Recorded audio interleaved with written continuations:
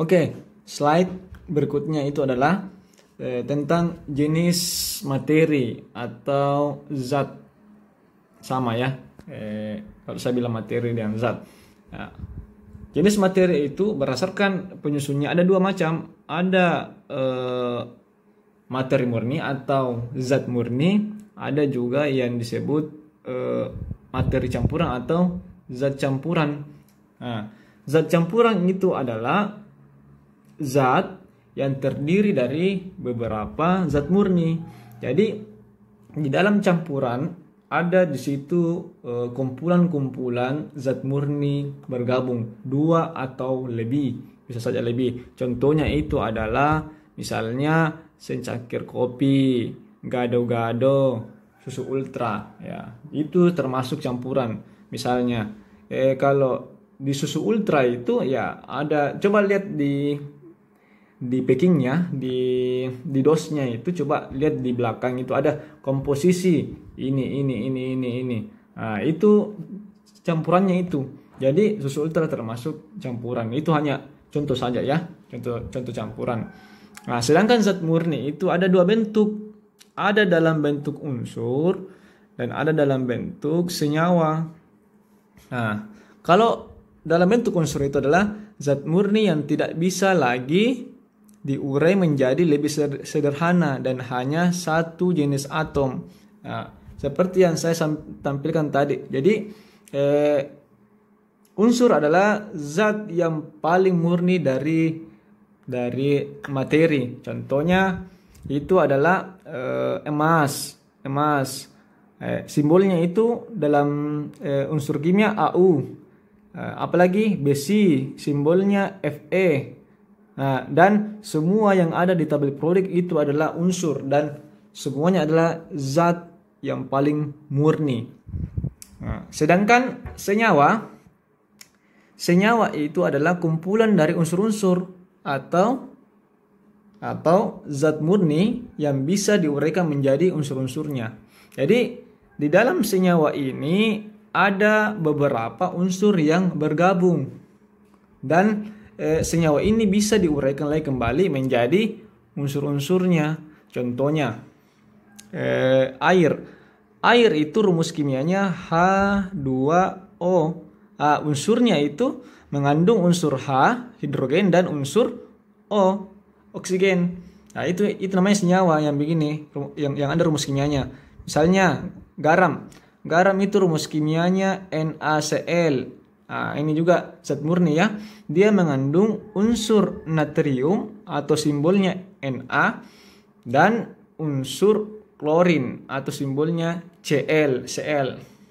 Nah, kemudian contoh senyawa lagi, zat murni yang lain, yaitu gula. Gula itu rumus kimianya C6H12O6. Tentunya dia mengandung unsur C, yaitu unsur karbon, ada unsur H-nya, dan ada unsur O-nya atau unsur oksigen. Jadi coba kita lihat perbedaan antara senyawa dan unsur. Kalau senyawa gabungan dari beberapa unsur, sedangkan unsur itu hanya satu unsur, satu atom saja. Misalnya emas, ini unsur ya, dan ini Fe, satu saja. Nah, itulah jenis zat murni. Jadi kalau kita mau bedakan zat campuran dengan zat murni, kalau zat campuran itu misal coba kita lihat contohnya, tidak ada rumus kimianya. Karena kenapa tidak ada rumus kimia? Karena misalnya secangkir kopi saja itu banyak sekali rumus kimianya karena merupakan campuran. Harus dulu ditahu apa sih zat murninya ini secangkir kopi, karena campuran. Sama juga gado-gado, pasti banyak di situ zat-zat murninya dan pasti ada rumus kimianya. Begitupun juga dengan susu ultra. Nah, sedangkan senyawa dan unsur sudah ada rumus kimianya atau sudah ada simbolnya, simbol kimianya. Kalau unsur misalnya tadi emas, simbolnya adalah AU, sudah ada simbolnya. Besi Fe, banyak lagi. Tembaga misalnya Cu, apalagi timah Sn, dan lain sebagainya. Bisa dilihat di tabel periode, itu semua unsur yang unsur kimia yang paling murni. Sedangkan senyawa juga sudah ada rumus kimianya, misalnya nama senyawanya air. Simbol kimianya atau rumus kimianya adalah H2O, hanya 2, O-nya 1. Kalau garam dapur NaCl, itu simbol kimianya atau rumus kimianya. Begitupun juga yang gula C6H12O6. Nah, semoga bisa paham ya semua. Bisa membedakan yang mana sih materi dalam bentuk unsur, materi dalam bentuk senyawa, dan materi dalam bentuk campuran. Nah, mungkin saya tampilkan lagi misalnya supaya lebih paham. Misalnya saya ambil sampel secangkir kopi. Nah, secangkir kopi merupakan zat campuran. Nah, kalau dia zat campuran, berarti di dalam secangkir kopi ini pasti ada zat murninya. Zat murninya itu adalah 3 macam. Ada kafein, ada air, dan ada juga gulanya. Jika suka ya, guys, kopi-kopi yang manis. Ya bisa juga ditambah susu jika secangkir kopi susu. Saya ambil sampel saya dulu secangkir kopi. Nah, ketiga ini kafein, air, gula merupakan zat murni yang membentuk campuran menjadi secangkir kopi. Karena ini zat murni, berarti ada simbol kimianya, ada rumus kimianya. Misalnya kafein itu rumus kimianya C8H10N4O2 misalnya. Dia air tadi kita sudah lihat di atas contohnya H2O simbol kimianya atau rumus kimianya. Gula C6H12O6.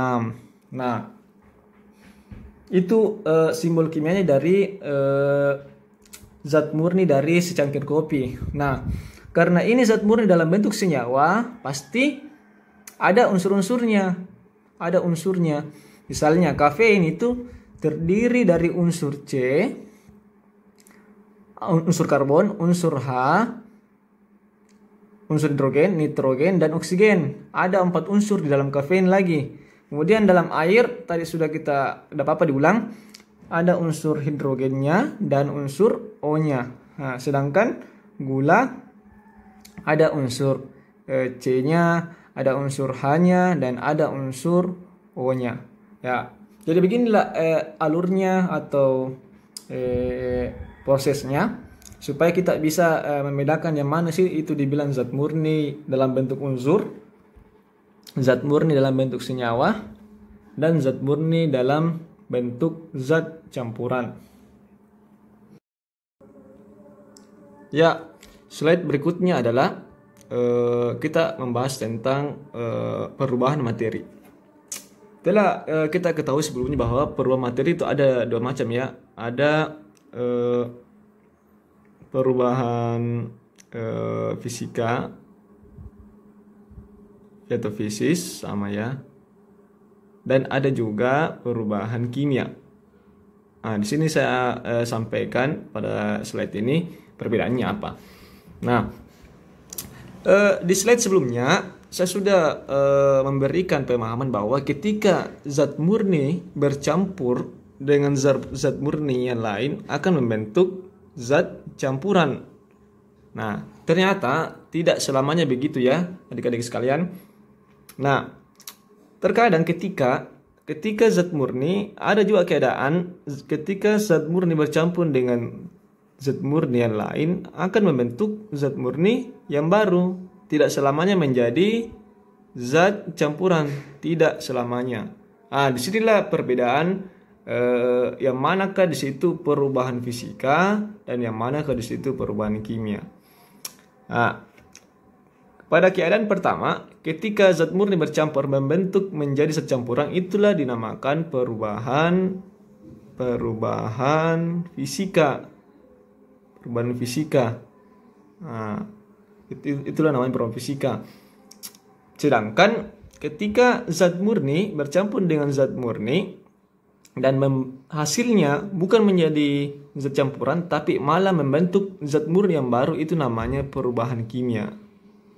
Atau biasa yang sering nanti akan kita dengar ke depan yang disebut adalah reaksi kimia.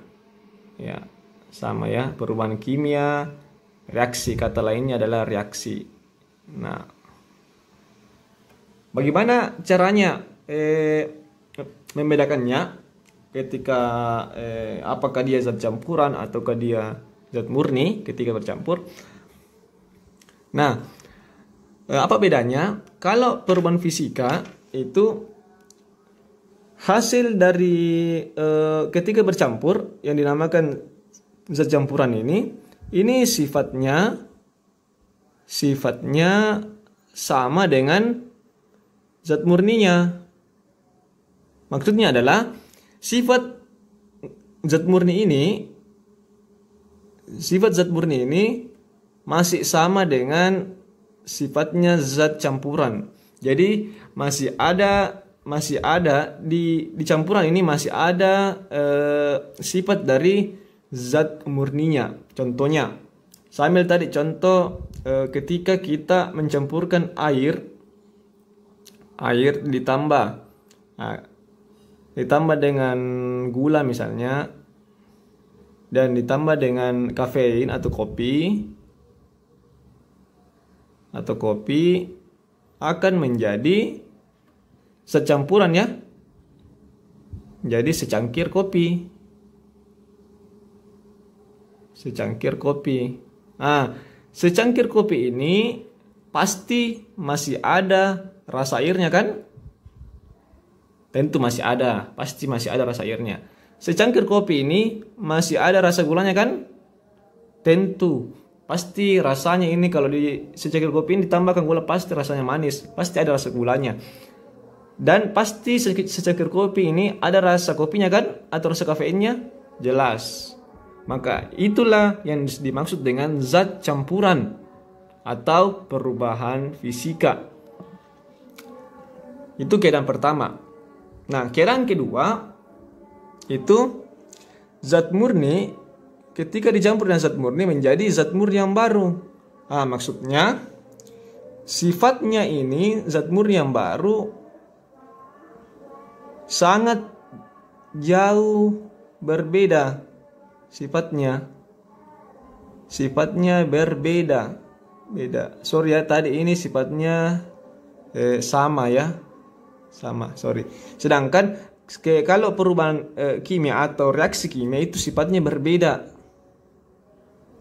Sifatnya berbeda.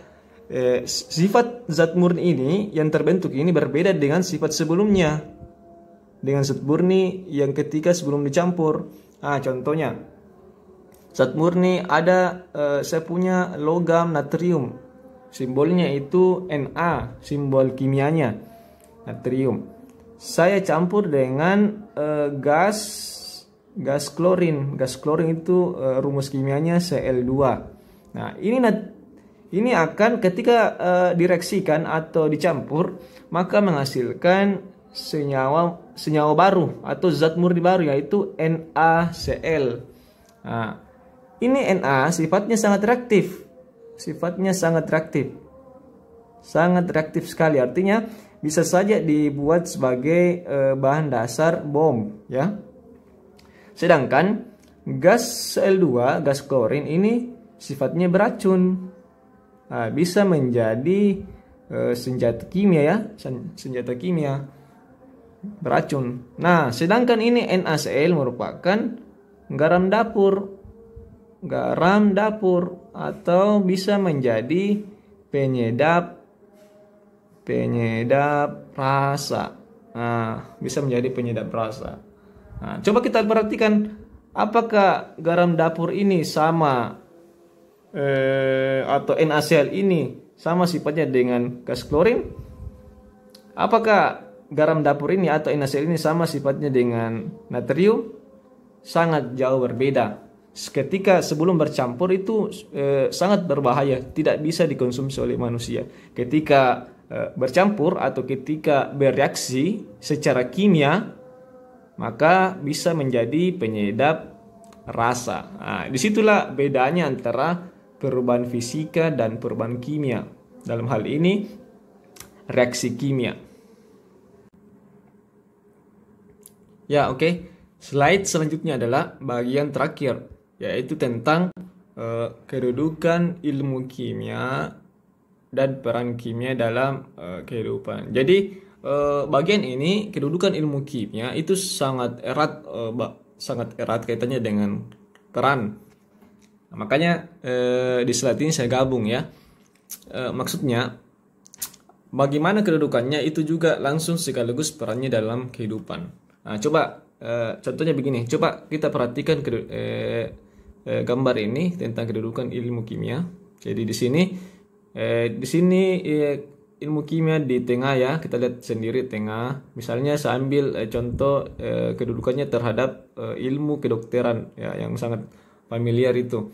Nah, tentu yang namanya dokter sangat erat sekali dengan kimia. Maksudnya ilmu kedokteran memerlukan dasar-dasar ilmu kimia. Nah, itu kedudukannya. Nah, tentu pasti bagaimana peran kimia dalam kehidupan. Pasti kita sudah tahu semuanya. Bayangkan kalau tidak ada dokter, potensi kita untuk mati pasti semakin besar. Dengan adanya dokter, resiko kematian bisa dikurangi pada umat manusia. Jadi berhubungan. Itu salah satu hanya contohnya saja. Misalnya, ya. Jadi ini kita lihat kedudukan ilmu kimia itu di tengah, sangat hubungannya itu dengan ilmu-ilmu lain.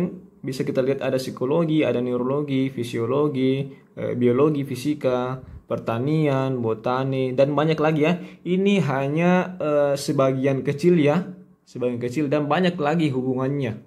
Nah, terutama yang kita pelajari di SMA itu biologi dengan fisika. Jadi sebenarnya itu fisika dengan biologi sangat jauh sekali hubungannya, ya. Atau kaitan antara biologi dan fisika itu sedikit sekali. Nah, yang menghubungkan antara ilmu biologi dan fisika adalah ilmu kimia, ya, ilmu kimia yang menghubungkan.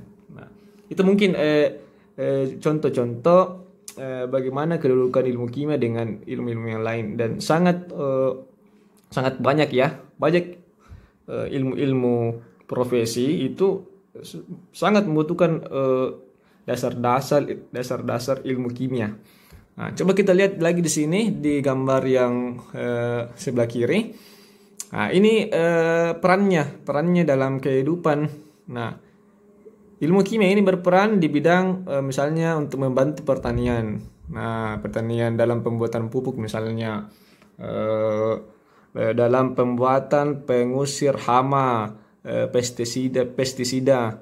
Nah, itu contohnya dalam pertanian. Nah, kesehatan tentu contoh tadi di bidang kedokteran ya, kesehatan, biologi, dan lain-lain ya, geologi, pertambangan, arkeologi, mengetahui sejarah ya, di arkeologi, hukum, termasuk hukum, ada perannya di situ di kimia. Industri, apalagi industri sangat erat sekali.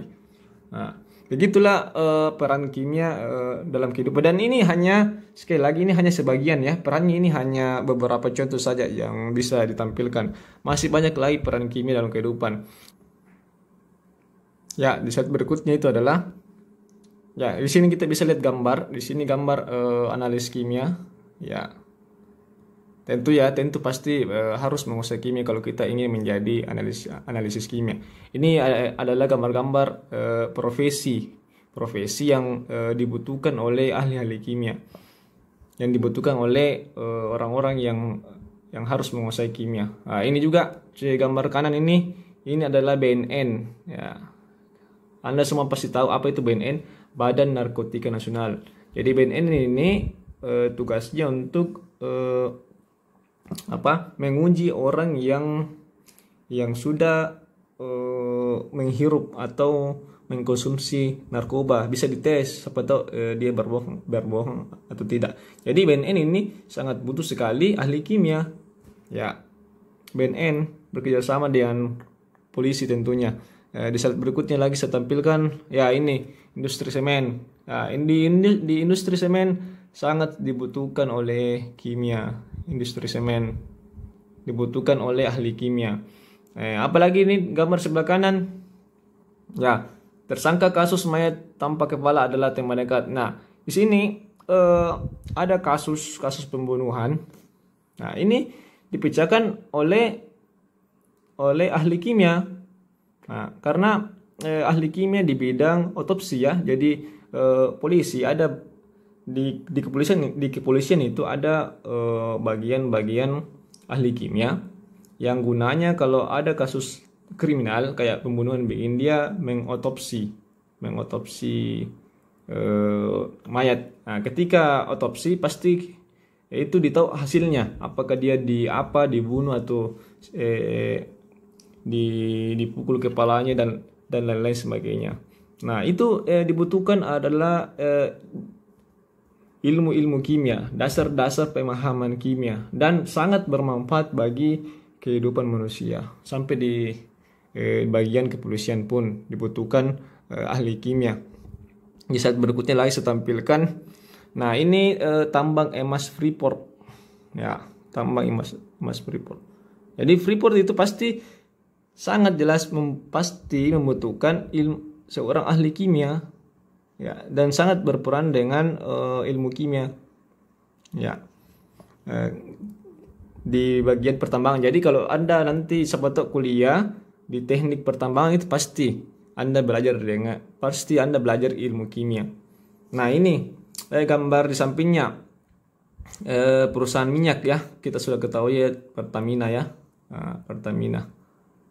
Minyak bumi ya. Jadi untuk mengolah minyak bumi itu dibutuhkan pasti ahli kimia. Nah, inilah mungkin ahli para ahlinya ya, baju merah.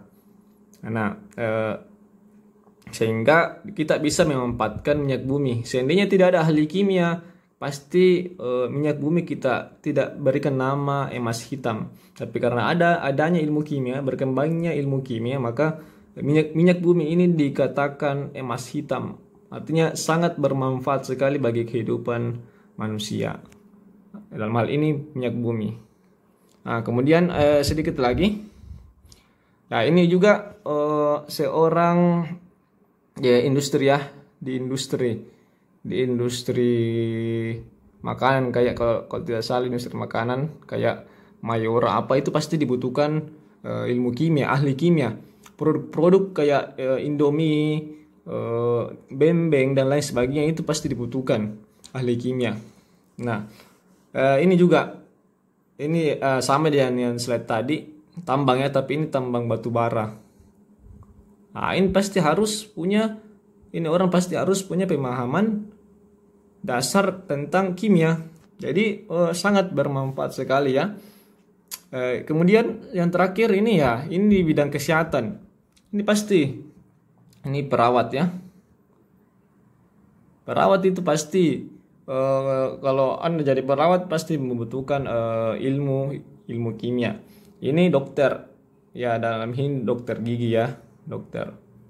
Nah, sudah tadi disinggung ya bagaimana hubungannya ilmu kedokteran dengan ilmu kimia sangat erat sekali. Lebih erat lagi. Kalau kapan ada dokter tidak tahu atau tidak paham dengan ilmu kimia, maka dia bukan dikatakan dokter, tapi dokteran ya. Ya, kemudian gambar terakhir yang saya sampaikan adalah ahli gizi. Ya, ahli gizi. Jadi ahli gizi itu pasti yang dibutuhkan adalah ilmu kimia. Nah, supaya kita bisa sehat, supaya pola hidup kita sehat. Nah, bahkan sampai ke chef masakan itu ada pemahaman dasar kimianya, karena jangan sampai dia membuat makanan enak tapi tidak sehat. Nah, chef yang profesional itu pasti dia membuat makanan yang enak sekaligus bergizi ya, ada gizinya. Jadi sangat bermanfaat untuk umat manusia dan kehidupan manusia. Nah, ini tadi gambar-gambar profesi ya, gambar-gambar profesi hanya sebagian kecil ya. Sekali lagi hanya sebagian kecil, saya perlihatkan saja gambarannya. Jangan sampai nanti ketika Anda belajar kimia ke depan sampai akhir semester ini, bahkan sampai kelas 3 itu bilang, terkadang ada siswa yang mengatakan bilang, apa sih manfaatnya ilmu kimia? Kenapa susah sekali? Kenapa ribet sekali? Padahal ini perannya bagi kehidupan itu besar sekali. Jadi ketika Anda menguasai ilmu kimia saja, tidak usah ilmu lain, maksudnya anggaplah Anda cuma menguasai ilmu kimia, maka Anda sangat dibutuhkan oleh umat manusia. Ya, tentu tujuan hidup kita pasti apa? Supaya kita bermanfaat ya bagi manusia yang lainnya. Nah, ini salah satu contoh saja. Karena ini pelajaran kimia, maka ya siapa tahu nanti ada yang mau jadi ahli kimia, dan banyak lagi sebenarnya ahli yang lain. Ahli biologi juga sangat dibutuhkan, ahli fisika juga sangat dibutuhkan. Jangankan ahli komedian pun dia sangat dibutuhkan untuk menghibur masyarakat. Pemain bola juga dibutuhkan. Cristiano Ronaldo misalnya, itu sangat dibutuhkan sekali dan sangat bermanfaat bagi banyak umat manusia karena dia menghibur kita dengan jago-jagonya bermain bola.